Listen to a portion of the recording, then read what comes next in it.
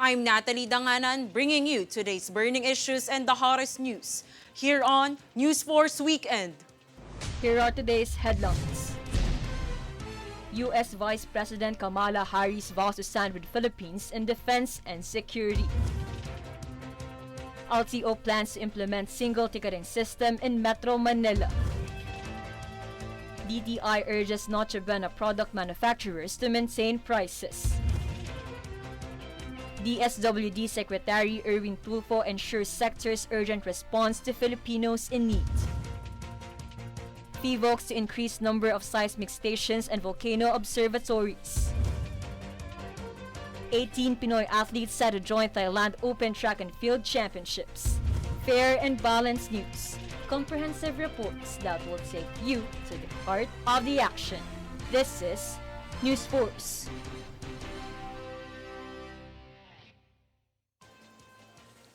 The Department of Health or DOH plans to procure only a limited number of doses of the bivalent COVID-19 vaccine. DOH officer in charge Maria Rosario Vergeres said they would just place additional orders as interest increase. The health agency has an agreement with the manufacturer, and according to her, it will be easy for the DOH to reorder and have the deliveries at once to avoid wastage. The OIC also added that at the same time, it will just limit the availment of the vaccine, but according to their survey, around 90 to 92% of those who are inoculated with first and second boosters are willing to receive bivalent vaccines.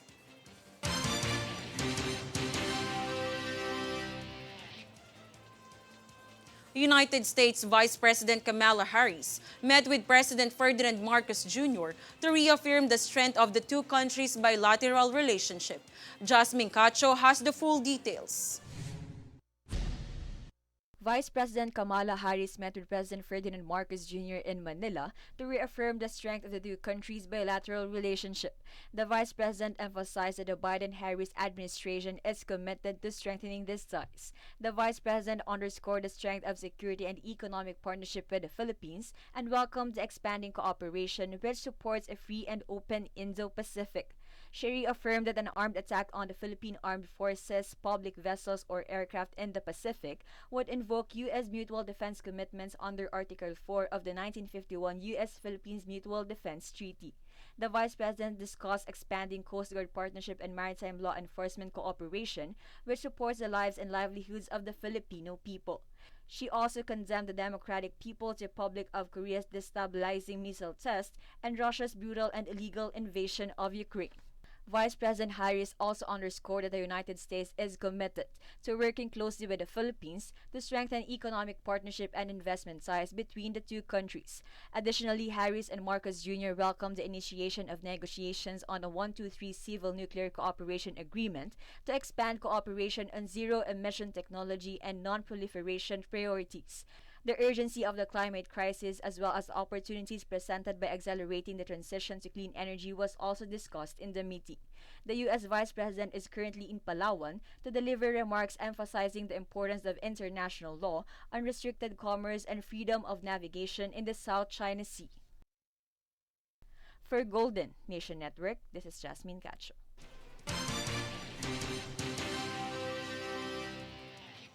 The Metropolitan Manila Development Authority or MMDA and 17 mayors committed to endorse the 5-year plan to diminish the increase in traffic management issues in Metro Manila.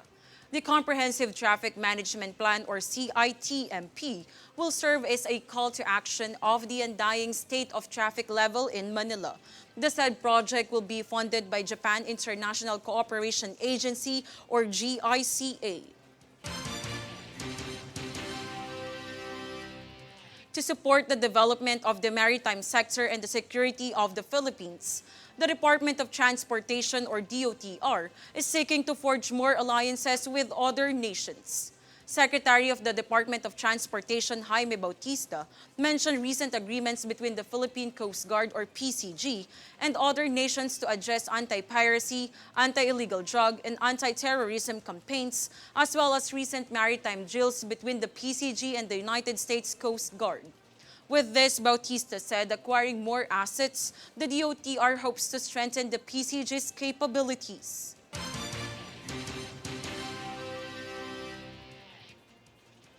The Land Transportation Office is proposing a single ticketing system in the metro. Jasmine Cacho with the full details. The Land Transportation Office, or LTO, is eyeing to implement a unified ticketing system across Metro Manila by 2023 to harmonize the payment of fines due to traffic violations. LTO Chief Jose Arturo Togade led a technical working group meeting with the Metropolitan Manila Development Authority, or MMDA, and local government unit, or LGU, representatives to discuss the proposal. Under the single ticketing system, traffic violators will pay a standard amount regardless of the location where the traffic violation was committed. Drivers' licenses will no longer be confiscated, as motorists will have their licenses tagged by the Transport Bureau. With this, violators may also pay fines online through digital wallets or payment centers registered under LTO's Land Transportation Management System. Among the traffic violations to be included in the proposed single ticketing system are disregarding traffic signs, illegal parking, reckless driving, driving without license and registration papers, overspeeding, illegal counterflow, not following number coding scheme, obstruction, and not wearing authorized helmets for motorcycle riders. For Golden Nation Network, this is Jasmine Cacho.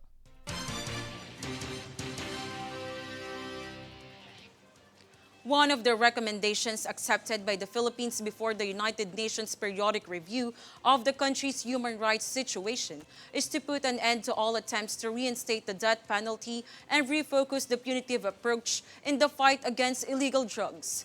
JC Ogaire has the full report.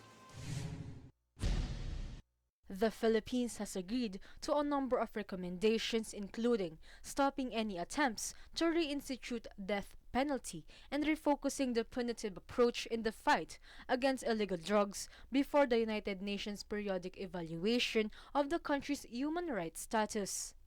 The country's delegates accepted the recommendations to dispense within the punitive approach in the drug war and focus instead on prevention and education, as called for by Estonia, Pakistan, Panama, Romania, South Korea, and the United Kingdom, as well as Cuba and Ukraine.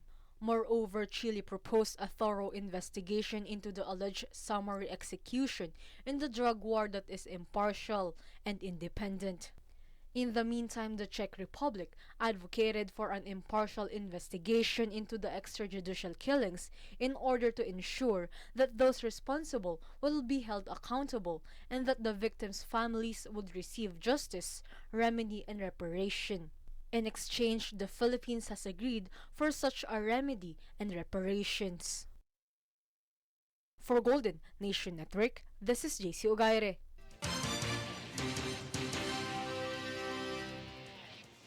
In order to ease the burden on consumers, the Department of Trade and Industry issued another appeal to manufacturers of Noche Buena products.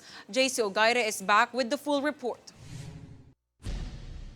While acknowledging the production costs have gone up, DTI Consumer Protection Group Under Secretary Ruth Castello pleaded with manufacturers to keep Noche Buena product prices the same. The Department of Trade and Industry asked Christmas product makers to impose a maximum of 10% price hike in September. Castello expressed hope that this will not surpass 10% so that people will not be astonished. According to the DTI's Noche Buena price guide, which was released, 195 out of 223 stock keeping units, or SKUs, have increased their prices. The DTI stressed that Noche Buena items are not categorized as basic necessities and prime commodities under Republic Act No. 75181 as amended by Republic Act 10623. For Golden Nation Network, this is JC Ogaire.